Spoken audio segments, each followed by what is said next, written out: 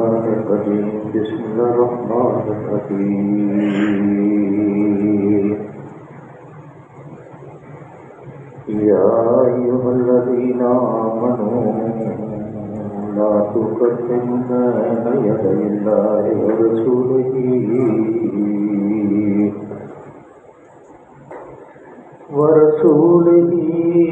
واتقوا الله إن الله سميع عليم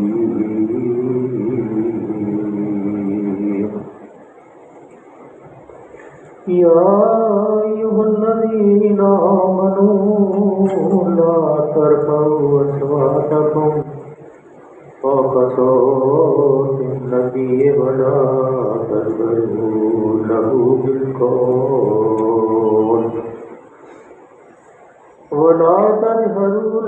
بالقول كجهر بعضكم لبعض أن تهبط أعمالكم وأنتم لا تشعرون صدق الله العلي العظيم وصدق رسوله النبي الكريم ونحن على من الشاهدين والشاكرين والحمد لله رب العالمين.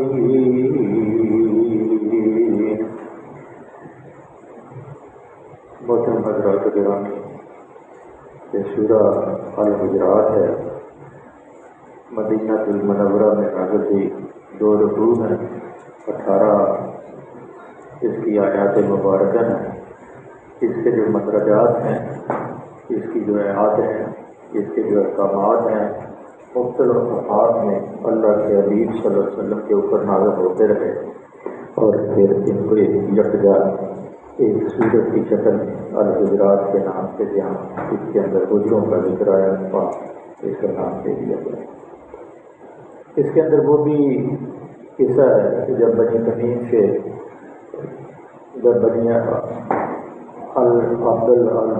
بنی المستلق سے زکوٰۃ وصول کرتے لانے کے لیے اللہ کے رسول صلی اللہ علیہ وسلم نے ولید بن عقبہ کو بھیجا تھا، تو وہ واپس آ گیا، بلکہ وہ وہاں گئے ہی ہیں لیکن واپس آ گیا ان کے ڈر کے خوف کے بعد اس نے کہا کہ انہوں نے زکوٰۃ دینے سے انکار کر دیا. وہ بھی اللہ سے اس میں اللہ تعالیٰ کی طرف سے حکم آ گیا کہ جب کوئی خبر لائے تو اس کے اوپر تحقیق کر لیا کرو کہ ایسا نہ ہو کہ کوئی غلط اقدام ہو. اس کے علاوہ اس کے اندر اللہ کے رسول صلی اللہ علیہ وسلم کا آداب ان مسلمانوں کو سکھایا کہ اہل ایمان کے شایان شان اللہ کے رسول کا آداب کے ابتدائی جو 5 آیتیں ہیں ان کو وہ ادب جو سکھایا گیا ان کے اوپر مشتمل ہے، اور اس کے اندر اللہ کے رسول صلی اللہ علیہ وسلم کے ساتھ جو معاملات ہیں اس کو محدود رکھا گیا. پھر ہدایت دی گئی ہے کہ ہر خبر پر جو جیسے میں نے پہلے عرض کیا گیا کہ یقین نہ کر لیا جائے، بلکہ اگر کوئی اہم خبر ہو اور کوئی خصوصی طور پہ اگر کوئی فاسق خبر لائے یا منافق خبر لائے تو اس کی تحقیق کر لیا کرو. یہ نہ ہو کہ کوئی غلط اقدام کر اور کوئی ایسا کارروائی ہو جائے جو کہ پھر بعد میں پریشانی کرے. یہ عام احکامات ہیں. اس کے بعد اللہ نے مسلمانوں کے 2 گروہ آپس میں بس لڑ پڑے، آپس میں جھگڑا ہو جائے تو اس کے بارے میں احکامات فرمائے کہ ان کے درمیان کیسے صلح کریں. پھر مسلمانوں کو برائیوں سے بچنے کی تاکید کی گئی ہے جو اجتماعی زندگی میں انسان کی معاشرے کے اندر، انسانی معاشرے کے اندر خصوصی طور پہ مسلمانوں کے معاشرے کے اندر فساد برپا کرتے ہیں، جن کی وجہ سے آپس کے تعلقات خراب ہوتے ہیں اور ایک دوسرے کا مذاق اڑانا، ایک دوسرے پر طعن کرنا، ایک دوسرے کے بڑے برے نام رکھنا، دوسروں کے حالات کی کھوج لگانا، لوگوں کے پیٹھ پیچھے اس کی برائیاں کرنا، یہ وہ افعال ہیں جو بجائے خود بھی گناہ ہیں اور معاشرے میں بگاڑ بھی پیدا کرتے ہیں. ان سے منع فرمایا گیا. اللہ تعالیٰ نے نام بنام ایک کر کے اس کا ذکر فرمایا اور اس کو حرام قرار دیا. اس کے بعد ان قومی اور نسلی امتیازات جو آدمی اپنے آپ کو فخر کرتا ہے جس میں اعلیٰ نسل سے ہوں، اعلیٰ خاندان سے ہوں، میرا بہت بڑا خاندان ہے، میرا بڑا نام ہے، یہ ہے وہ ہے، اس کو بھی اللہ تعالیٰ نے کہا کہ یہ قبیلے اور یہ انسان جو ہیں ایک ہی انسان سے پیدا کیے گئے ہیں اور قبیلے جو ہیں ایک دوسرے سے تعارف کرانے کے لیے فخر کرنے کی اس کے اندر کوئی بات نہیں.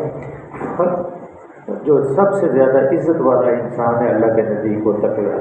آخر میں لوگوں کو یہ بتایا گیا کہ اصل چیز ایمان کا زبانی دعویٰ نہیں ہے، بلکہ سچے دل سے اللہ اور اس کے رسول صلی اللہ علیہ وسلم کو ماننا، عملاً فرما بردار بن کر رہنا، اور خلوص کے ساتھ اللہ کی راہ میں اپنی جان و مال کھپا دینا۔ حقیقی مومن وہی ہے جو یہ روش اختیار کرتے ہیں۔ وہ لوگ جو دل کی تصدیق کے بغیر محض زبان سے اسلام کا اقرار کرتے ہیں، وہ پھر ایسا رویہ اختیار کرتے ہیں وہ اسلام قبول کر کے انہوں نے کوئی احسان کیا ہے۔ یہ اللہ تو دنیا میں ان کا شمار مسلمان میں ہو سکتا ہے، معاشرے میں ان کے ساتھ مسلمانوں کا سلوک بھی کیا جا سکتا ہے، مگر اللہ کے ہاں وہ مومن قرار نہیں دی۔ اس میں یہ مضامین ہیں، یہ اس صورت کے اندر ہدایات ہیں۔ بھی سب سے پہلے جو اللہ کی طرف سے پکار آتی ہے وہ بڑی عظیم الشان پکار، اور ایک خاموش فضا ہے، بالکل پرسکوت فضا ہے، اور ایک دم اللہ کی طرف سے پکار آتی ہے کہ یا ایھا الذین آمنوا، محبت بھری پکار آتی ہے کہ اے ایمان والو، اے میری فوج کے سپاہیوں، اللہ اپنی فوج کے سپاہی کرا کہ جہاں تمہیں میں نے کھڑا کیا ہے تم نے وہیں کھڑے ہونا ہے، جو میں تمہیں ہدایت دے رہا ہوں وہی ہدایت کے اوپر تم نے عمل کرنا ہے۔ لا تقدموا بین یدی اللہ و رسولہ، اللہ اور رسول کے آگے تقدیم نہیں کرنی۔ اس میں جب یہ آیت نازل ہوئی تو اس کے کئی اس کی بنیادی چیزیں تھیں، بلکہ بعض حدیثوں میں تو یہ آیا ہے کہ ابو بکر صدیق اور رضی اللہ تعالیٰ عنہ، عمر فاروق کسی بات میں آپس میں الجھ رہے تھے اور آواز برآمد ہو گئی، اور پھر جب یہ آیت نازل ہوئی کہ یا ایھا الذین آمنوا لا تقدموا بین یدی اللہ و رسولہ واتقوا اللہ ان اللہ سمیع علیم، ڈر جاؤ اللہ سے، بے شک اللہ سمیع علیم ہے۔ یہ اللہ کو اپنا رب، اللہ کو اپنا اللہ کے رسول کو اپنا ہادی اور رہبر ماننا، اگر اس عقیدے میں سچا ہے تو اس کا رویہ کبھی بھی ایسا نہیں ہونا چاہیے کہ اللہ اور اللہ کے رسول سے آگے تقدیم کرے، یہاں تک کہ اللہ کے رسول صلی اللہ علیہ وسلم سمجھنے کی بڑی نازک بات حدیث میں آتی ہے کہ کچھ حج کا موسم تھا تو اللہ کے رسول صلی اللہ علیہ وسلم نے پوچھا، بیت اللہ کے قریب کھڑے تھے، کہا یہ کون سا شہر ہے؟ تو لوگ صحابہ خاموش ہو گئے، انہیں تقدیم نہیں کرنی تھی، جواب نہیں دینا، تو کہا جواب دیا کہ اللہ اور اس کا رسول بہتر جانتے ہیں، اور صحابہ کے دل میں گمان پیدا ہوا شاید اللہ تعالیٰ کے رسول صلی اللہ علیہ وسلم مکہ کے نام کو بیت الحرام کو شاید اس کا نام بدلیں، تو پھر آپ نے خود ہی جواب دیا کہ یہ بیت اللہ شہر حرام نہیں ہے، تو اللہ کے رسول کریم صلی اللہ علیہ وسلم صحابہ نے جواب دیا کہ بے شک اللہ کے رسول صلی اللہ علیہ وسلم یہ شہر حرام ہے، کہ اتنا بھی جواب آگے نہیں دیا کہ آپ جانتے ہیں، آپ ہی کیوں کہیں۔ پھر حج کا موسم تھا، پوچھا کیا یہ یوم نحر نہیں ہے؟ تو صحابہ نے کہا اللہ اور اس کا رسول بہتر جانتے۔ یہ ہے وہ تقدیم، یہ ہے وہ ادب۔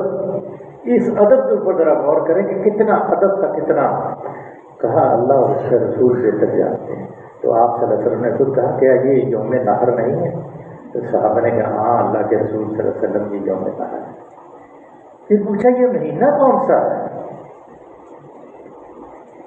تو کہا اللہ اور اس کے رسول بہتر جانتے ہیں۔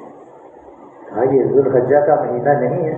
تو لوگوں کے دلوں میں گمان ہو گیا شاید ہو سکتا اللہ کے رسول اس مہینے کا نام تبدیل کر دیں، ہم کیوں تقدیم کریں کہ اللہ نے کہا ہے کہ لا تقدموا بین یدی اللہ و رسولہ، تقدیم نہیں کرتے، جو اللہ کے رسول صلی اللہ علیہ وسلم پہلے بات کہے کہ ہم اس کے پیچھے چلے، یہ وہ صحابہ کا۔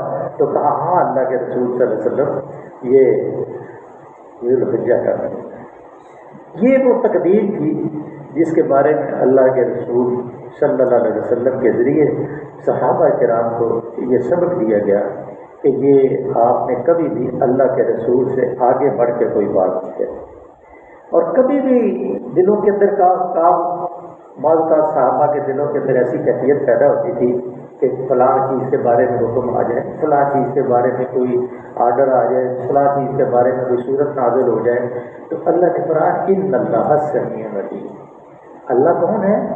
سمیع بھی ہے اور علیم بھی ہے، وہ جاننے والا بھی ہے اور سننے والا بھی ہے اور علم بھی رکھتا ہے۔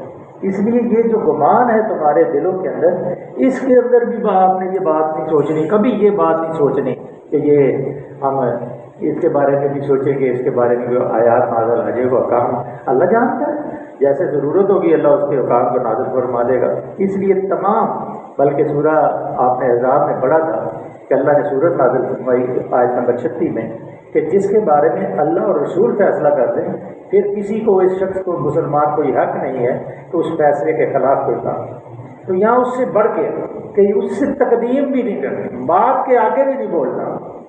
اس لیے اللہ نے یہ سبق سکھایا مسلمانوں کو کہ یہ آزادانہ طریقے سے بات کو سننا ہے، محبت سے، پیار سے، بری سے بات سے، جیسے اللہ نے فرمایا ہے لوگوں جو ایمان لائے۔ دوسروں کو کچھ بھی مجھے غرض نہیں ہے کہ کافر کیا کہتے ہیں، مشرک کیا کہتے ہیں، منافق کیا کہتے ہیں، لیکن ہے میری فوج کے سپاہی، تم اس زمین کے اوپر میری فوج ہو، اللہ فرماتے ہیں، تم اس چھوٹے سے کرے کے اوپر وہ لوگ ہو جو میرے حکم کی اطاعت کرتے ہو، اس لیے میں تمہیں حکم دیتا ہوں کہ میرے رسول سے آگے تقدیم نہیں کرنی، آگے نہیں جانا، پیچھے رہنا ہے، ہر وقت پیچھے سوچتے رہنا ہے، کبھی کئی آواز نہ اوپر چلے جائے، کیونکہ اللہ سمیع بھی ہے اور سمیع بھی ہے اور علیم بھی، جاننے والا بھی ہے۔ پھر فرمایا یا ایھا الذین، یہ پہلا جو نقطہ ہے کہ ہم نے اسی لیے جو اللہ نے اور رسول نے کیا اس سے آگے ہمیں نہیں گئے، اسی لیے کل بدعۃ کل بدعۃ ضلالہ کل ضلالۃ فی النار، جو اللہ کے رسول نے کام نہیں کیا وہ محدث بدعت ہے، اور بدعتیں جو ہیں وہ جہنم میں جانے والی ہیں۔ اس لیے جو اللہ کے رسول نے کام نہیں کیا اس سے آگے ہم جائیں گے، اپنی مرضی سے کچھ کریں گے تو پھر وہ اپنے دل کی تسکین کے لیے کچھ کریں گے تو وہ بدعت ہوگی، اور بدعتیں جو ہیں تمام کی تمام بدعتیں جو ہیں وہ جہنم میں جانے والی، آگ میں جانے والی۔ یہ نقطے کی بات ہے، قرآن کی بات ہے، اللہ کی نصیحتی ہے، اس میں کوئی دوسری بحث یا کوئی علم کی بات نہیں ہے، لیکن باقی دلیلیں اور اس کے اندر بے شمار توجیہات لوگ بیان کرتے ہیں، یہ جی محبت کا اظہار ہے، یہ فلاں اظہار ہے، ہوگا، لیکن اللہ سے زیادہ اپنے حبیب سے کون محبت کر سکتا ہے؟ اللہ سے بڑھ کے کوئی اللہ کے رسول سے محبت کر سکتا ہے؟ نہیں کر سکتا۔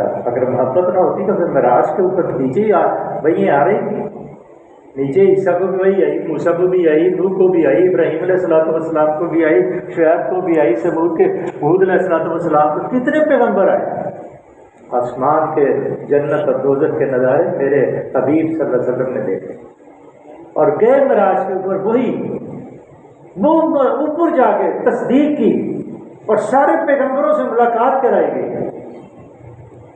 اس لیے سب سے افضل و اعلیٰ ہمارا ہے، اس سے آگے کوئی بات نہیں، اس سے آگے کوئی بات نہیں۔ جو میرے آقا صلی اللہ علیہ وسلم نے کیا ہے وہ ہم نے کرنا ہے، اس سے آگے اگر کریں گے تو اس کا مطلب ہم غلو کریں گے، اللہ کے رسول صلی اللہ علیہ وسلم کے احکامات کے خلاف کام کریں گے، اور وہ نہ اللہ پسند کرتا ہے نہ اللہ کے رسول، یہ اللہ نے حکم کرتا ہے فرمایا یا ایھا الذین آمنوا لا ترفعوا اصواتکم فوق صوت النبی ولا تجهروا له بالقول كجهر بعضكم لبعض ان تحبط اعمالكم وانتم لا تشعرون۔ بڑی بہت طلب آیت ہے، بڑی بہت گہری آیت ہے، اس کے اوپر بار بار بول رہے ہیں کہ اے لوگوں جو ایمان لائے، پھر وہی بات، پھر وہی پکار، وہی غیب سے آواز، وہی اللہ کی پکار، اور کن کو؟ اے ایمان والوں کو، کہ اے ایمان والوں مجھے تمہاری فکر ہے، تم ساری زندگی اپنے اعمال کرتے ہو، نیک عمل کرتے ہو، روزے رکھتے ہو، جہاد کرتے ہو، زکوٰۃ دیتے ہو، اللہ کی اطاعت کرتے ہو، اللہ کے رسول صلی اللہ علیہ وسلم کی اطاعت کرتے ہو، اور پھر بعد میں کیا کرو گے؟ ایسی آواز بلند نہ کرتے، کہیں میرے رسول سے آواز بلند نہ کر دینا۔ وہ قیس بن ثابت تھے، صحابی رسول تھے، بڑی گرجدار آواز تھی، روب کی ادا تھی. جب یہ آواز آ رہی یا الذین آمنوا لا ترفعوا اصواتکم فوق صوت النبی، گھر میں بیٹھ گئے. 2-3 دن گھر میں بیٹھے رہے اور روتے رہے. مسجد نبوی میں نہ جائیں. تو جو رہنما ہوتا ہے، جو محبت کرنے والا رہبر ہوتا ہے، جو حبیب کبریا ہوتا ہے، دیکھا کہ فلاں صحابی نہیں آئے. جو اپنے موتیوں کو دیکھتا ہے کہ چمکتے ہیں کہ ایک چمکتا ہوا موتی اس وقت موجود نہیں، ایک پھول یا موجود نہیں جس کی خوشبو نہیں آ رہی. پوچھا وہ کیسے ثابت نہیں آ رہے؟ کہا اللہ کے رسول صلی اللہ علیہ وسلم وہ گھر میں بیٹھے روتے رہتے ہیں، نماز پڑھتے ہیں، آنکھوں گریہ کرتے ہیں، اور ان کے رونے کی آواز دیواروں سے باہر آتی ہے، اور ان کے گھر والے بھی ان کے رونے سے بہت پریشان ہیں. پوچھا بات کیا ہے؟ کہا یہ آیت نازل ہوئی ہے یا ایھا الذین آمنوا لا ترفعوا اصواتکم فوق صوت النبی ولا تجهروا له بالقول كجهر بعضکم لبعض ان تحبط اعمالکم وانتم لا تشعرون. کہ اللہ کے رسول سے آواز بلند نہ کرو. تو ان کو گمان ہے کہ یہ آیت میرے بارے میں نازل ہوئی کیونکہ میری آواز سب سے اونچی ہے. پریشانی کے عالم میں اللہ کے رسول صلی اللہ علیہ وسلم نے کہا بلا کے لاؤ. بلا کے لائے، سر نیچے کیا ہوا ہے، آواز نکل نہیں رہی حلق سے، ایسے آہستہ بول رہے ہیں کہ کسی کان میں نہیں آواز سنی جاتی. اللہ کے رسول صلی اللہ علیہ وسلم فرمایا کہ اے قیس تیرے متعلق یہ آیت نازل نہیں ہوئی. قدرتی طور پہ تیری آواز تو ایسی ہے، تو تو میرا صحابی ہے، میں تجھے جنت کا سرٹیفکیٹ دیتا ہوں. پھر ساری عمر جب تک وہ زندہ رہے لوگ ان کو جنتی کہتے ہیں. یہ محبت کا اظہار ہے. تو اللہ نے فرمایا یا ایھا الذین آمنوا لا ترفعوا اصواتکم فوق صوت النبی، میرے نبی سے آواز بلند نہ کرو. ادھر کیا ہے؟ ادھر تو نبی کی ذات کے اوپر ڈسکس کرتے ہیں اور ایسے بے تکلفانہ گفتگو کرتے ہیں ہماری زبانیں کٹ جائیں اور گنگ ہو جائیں کہ ہم اس ذات کے بارے میں بحث کرتے ہیں جس کے بارے میں اللہ نے کہا آواز بھی بلند نہ کرنا. آواز بلند کرو گے تو کیا ہوگا؟ وَلَا تَجْهَرُوا لَهُ بِالْقَوْلِ كَجَهْرِ بَعْضِكُمْ لِبَعْضٍ أَن تَحْبَطَ أَعْمَالُكُمْ وَأَنتُمْ لَا تَشْعُرُونَ. ساری عمر کی کمائی ضائع ہو جائے. چاہے گھٹنے کے ساتھ گھٹنا ملا کے بیٹھتے ہو، لیکن اگر گستاخی کر دی ہے تو خدا کے درگاہ ہو جاؤ گے، جہنمی بن جاؤ گے، جنت سے منتقل ہو کے جہنمی بن جاؤ. یہ وہ آیتیں ہیں جن کے بارے میں مختلف جو مفسرین ہیں انہوں نے مختلف قسم کی رائے ظاہر کی ہیں، لیکن اس میں اگر غور اور فکر کیا جائے تو یہ وہ آداب ہیں جو اللہ کے رسول صلی اللہ علیہ وسلم کے دربار میں مسلمانوں کو سکھائے گئے. اس لیے ہمیں کوشش کرنی چاہیے کہ جیسے حدیث پڑھی جاتی ہے یا جب حدیث پڑھی جائے اللہ کے رسول صلی اللہ علیہ وسلم کا قول پڑھا جائے تو حکم یہی ہے کہ جب وہ پڑھا جائے تو خاموش ہو جاؤ اور پھر اس کو یکسوئی سے سنو. اس کے درمیان میں ذکر اذکار بھی نہ کرو اور غور سے سنو کہ یہ میرے آقا صلی اللہ علیہ وسلم کا قول کیا بیان ہو رہا ہے. اس کی جو کرنی ہوتی ہے نا توقیر اور عزت، وہ یہی ہے کہ خاموشی سے سنو، ادب سے سنو. کہیں ایسا نہ ہو کہ تم بھی اس زمرے میں آ جاؤ کہ تحبط اعمالکم. اس لیے بعض بات ایسے ہوتا ہے کہ لوگ حدیث پڑھتے ہیں تو لوگ غور نہیں کرتے، ایسے ہی بس اپنے گفتگو کے اندر بہر رہتے ہیں. حالانکہ وہ حدیث کس کی حدیث ہے؟ اللہ کے رسول صلی اللہ علیہ وسلم کی حدیث ہے، جس کے بارے میں اللہ نے فرمایا ہے ان تحبط اعمالکم، تمہارے اعمال کو ضائع کر دیا جائے گا، وانتم لا تشعرون، تو تمہیں شعور بھی حاصل ہے. اللہ سے دعا ہے آج یہ 2 نکات بیان ہوئے کہ تقدیم نہیں کرنی، اونچی آواز نہیں کرنی، اور یہ 2 ادب آپ ذہن میں رکھیں. کل انشاءاللہ پھر باقی 2 صورتیں جو آیتیں بیان کی جائیں گی. اللہ سے دعا ہے کہ اللہ کی ذات کریم ہمیں بھی اس کے اوپر عمل کرنے کی توفیق عطا فرمائے. اللہم صلی وسلم علی عبدک ورسولک وحبیبک سیدنا محمد نبی الأمی وعلی آلہ وصحبہ وبارک وسلم.